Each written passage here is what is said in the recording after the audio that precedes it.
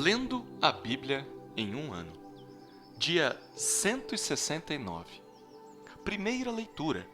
1 Reis, capítulo 19, versículos 1 a 21. Acabe contou a Jezabel tudo o que Elias havia feito e como havia matado todos os profetas à espada. Então Jezabel mandou um mensageiro a Elias para dizer-lhe: que os deuses me castiguem se amanhã, a estas horas, eu não tiver feito com a sua vida o mesmo que você fez com a vida de cada um deles. Elias ficou com medo, levantou-se e, para salvar a vida, se foi e chegou a Berseba, que pertence a Judá. E ali ele deixou seu servo. Ele mesmo, porém, foi para o deserto, caminhando um dia inteiro. Por fim, sentou-se debaixo de um zimbro, sentiu vontade de morrer e orou: basta, Senhor, tira a minha vida, porque eu não sou melhor do que os meus pais. Deitou-se e dormiu debaixo de um zimbro. E eis que um anjo tocou nele e lhe disse: levante-se e coma. Elias olhou e viu, perto da sua cabeça, um pão assado sobre pedras em brasa e um jarro de água. Comeu, bebeu e tornou a dormir. O anjo do Senhor voltou, tocou nele e lhe disse: levante-se e coma, porque a viagem será longa. Então Elias se levantou, comeu e bebeu. E com a força daquela comida, caminhou 40 dias e 40 noites até Horebe, o monte de Deus. Ali entrou numa caverna, onde passou a noite. E eis que a palavra do Senhor veio a ele e lhe disse: o que você está fazendo aqui, Elias? Ele respondeu: tenho sido muito zeloso pelo Senhor, Deus dos exércitos, porque os filhos de Israel deixaram a tua aliança, derrubaram os teus altares e mataram os teus profetas à espada. Só fiquei eu, e eles estão querendo tirar minha vida. Então foi-lhe dito: saia daí e fique diante do Senhor no monte. Eis que o Senhor estava passando, e um grande e forte vento fendia os montes e quebrava as rochas diante do Senhor. Mas o Senhor não estava no vento. Depois do vento, houve um terremoto, mas o Senhor não estava no terremoto. Depois do terremoto, veio um fogo, mas o Senhor não estava no fogo. E depois do fogo, veio o som de um suave sussurro. Quando Elias ouviu isso, cobriu o rosto com um manto e, saindo, pôs-se à entrada da caverna. Eis que veio uma voz e lhe disse: o que você está fazendo aqui, Elias? Ele respondeu: tenho sido muito zeloso pelo Senhor, Deus dos exércitos, porque os filhos de Israel deixaram a tua aliança, derrubaram os teus altares e mataram os teus profetas à espada. Só fiquei eu, e eles estão querendo tirar minha vida. Então o Senhor disse a Elias: vá, volte ao seu caminho para o deserto de Damasco. Chegando lá, unja Azael como rei da Síria. Unja também Jeú, filho de Nimsi, como rei de Israel, e Eliseu, filho de Safate, de Abel-Meolá, como profeta em seu lugar. Quem escapar à espada de Azael, Jeú o matará. Quem escapar à espada de Jeú, Eliseu o matará. Também conservei em Israel 7.000, todos os joelhos que não se dobraram a Baal e toda a boca que não o beijou. Elias saiu dali e encontrou Eliseu filho de Safate, que estava lavrando com 12 juntas de bois adiante dele. Ele estava com a 12ª junta. Elias passou por ele e lançou o seu manto sobre ele. Então Eliseu deixou os bois, correu atrás de Elias e disse: "Deixe-me beijar o meu pai e a minha mãe, e então eu o seguirei." Elias respondeu: "Vá e volte, pois você já sabe o que fiz com você." Eliseu voltou para trás, pegou a junta de bois e os sacrificou. E com os equipamentos dos bois cozinhou a carne e a deu ao povo, e eles comeram.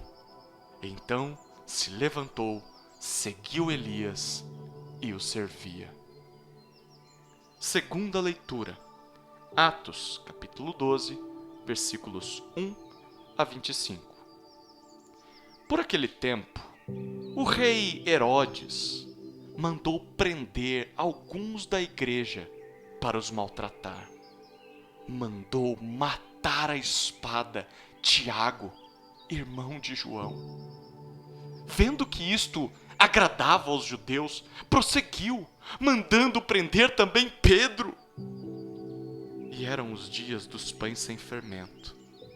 Depois de prendê-lo, lançou-o na prisão, entregando-o a 4 escoltas de 4 soldados cada uma para o guardarem. A intenção de Herodes era apresentá-lo ao povo depois da Páscoa. E assim, Pedro era mantido na prisão. Mas havia oração incessante a Deus por parte da igreja a favor dele. Na noite anterior ao dia em que Herodes ia apresentá-lo ao povo, Pedro dormia entre 2 soldados, preso com 2 correntes. Sentinelas junto à porta guardavam a prisão. Eis, porém, que sobreveio um anjo do Senhor, e uma luz iluminou a prisão. O anjo tocou no lado de Pedro e o despertou, dizendo: "Levante-se depressa." Então as correntes caíram das mãos dele. E o anjo continuou: "Coloque o cinto e calce as sandálias." E ele assim o fez. O anjo lhe disse mais: "Ponha a capa e siga-me." Então, saindo, Pedro o seguia, não sabendo que era real o que estava sendo feito pelo anjo. Ele pensava que era uma visão. Depois de terem passado a primeira e a segunda sentinela, chegaram ao portão de ferro que dava para a cidade, o qual se abriu automaticamente. E saindo, enveredaram por uma rua, e logo adiante o anjo se afastou dele. Então Pedro, caindo em si, disse: "Agora sei que de fato o Senhor enviou o seu anjo e me livrou da mão de Herodes e de toda a expectativa do povo judeu." Ao se dar conta disso, Pedro resolveu ir à casa de Maria, mãe de João, também chamado Marcos, onde muitas pessoas estavam congregadas e oravam. Quando ele bateu à porta da frente, uma empregada chamada Rode foi ver quem era. Reconhecendo a voz de Pedro, ficou tão alegre que nem o fez entrar, mas voltou correndo para anunciar que Pedro estava à porta. Então os outros disseram: "Você ficou louca!" Ela, porém, persistia em afirmar que era verdade. Então disseram: "É o anjo dele." Enquanto isso, Pedro continuava batendo. Quando abriram a porta, viram-no e ficaram admirados. Ele, porém, fazendo-lhes sinal com a mão para que se calassem, contou-lhes como o Senhor o tinha tirado da prisão e acrescentou: "Anunciem isto a Tiago e aos irmãos." E saindo, foi para outro lugar. Quando amanheceu, houve grande alvoroço entre os soldados sobre o que teria acontecido com Pedro. Herodes, tendo-o procurado e não o achando, submetendo as sentinelas a interrogatório, ordenou que se aplicasse a pena de morte. E descendo da Judéia para Cesareia, Herodes passou ali algum tempo. Havia uma séria divergência entre Herodes e os moradores de Tiro e de Sidom. Estes, porém, de comum acordo, se apresentaram a ele, e depois de obter o apoio de Blasto, que era assessor do rei, pediram paz, porque a terra deles recebia alimentos do país do rei. Em dia designado, Herodes, vestido de traje real, assentado no trono, dirigiu-lhes a palavra. E o povo gritava: "É a voz de um Deus e não de um homem!" No mesmo instante, um anjo do Senhor feriu Herodes, por ele não haver dado glória a Deus, e comido de vermes, morreu. Entretanto, a palavra de Deus crescia e se multiplicava. Barnabé e Saulo, cumprida a sua missão, voltaram de Jerusalém, trazendo consigo João, também chamado Marcos. Terceira leitura. Salmos, capítulo 136, versículos 1 a 26. Deem graças ao Senhor, porque Ele é bom, porque a sua misericórdia dura para sempre. Deem graças ao Deus dos deuses, porque a sua misericórdia dura para sempre. Deem graças ao Senhor dos senhores, porque a sua misericórdia dura para sempre. Ao único que opera grandes maravilhas, porque a sua misericórdia dura para sempre. Àquele que com entendimento fez os céus, porque a sua misericórdia dura para sempre. Àquele que estendeu a terra sobre as águas, porque a sua misericórdia dura para sempre. Àquele que fez os grandes luzeiros, porque a sua misericórdia dura para sempre. Fez o sol para presidir o dia, porque a sua misericórdia dura para sempre. Fez a lua e as estrelas para presidirem a noite, porque a sua misericórdia dura para sempre. Àquele que matou os primogênitos do Egito, porque a sua misericórdia dura para sempre. E tirou Israel do meio deles, porque a sua misericórdia dura para sempre. Ele os tirou com mão poderosa e braço estendido, porque a sua misericórdia dura para sempre. Aquele que dividiu o mar vermelho em duas partes, porque a sua misericórdia dura para sempre. E fez Israel passar pelo meio dele, porque a sua misericórdia dura para sempre. Mas lançou o Faraó e o seu exército no mar vermelho, porque a sua misericórdia dura para sempre. Àquele que conduziu o seu povo pelo deserto, porque a sua misericórdia dura para sempre. Àquele que matou reis poderosos, porque a sua misericórdia dura para sempre.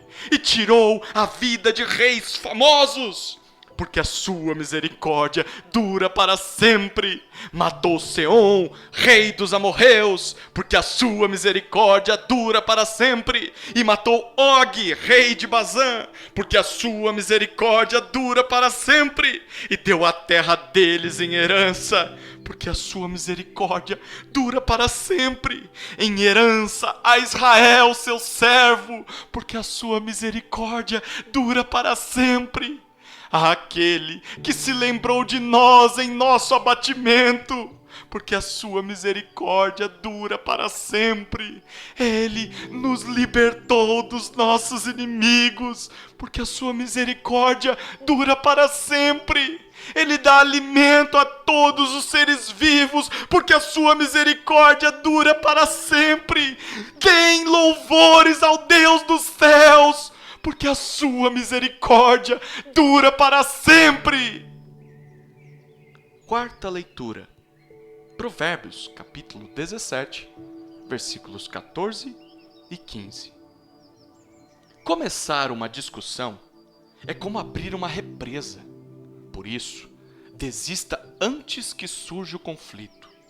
O Senhor detesta quem justifica o ímpio e quem condena o justo.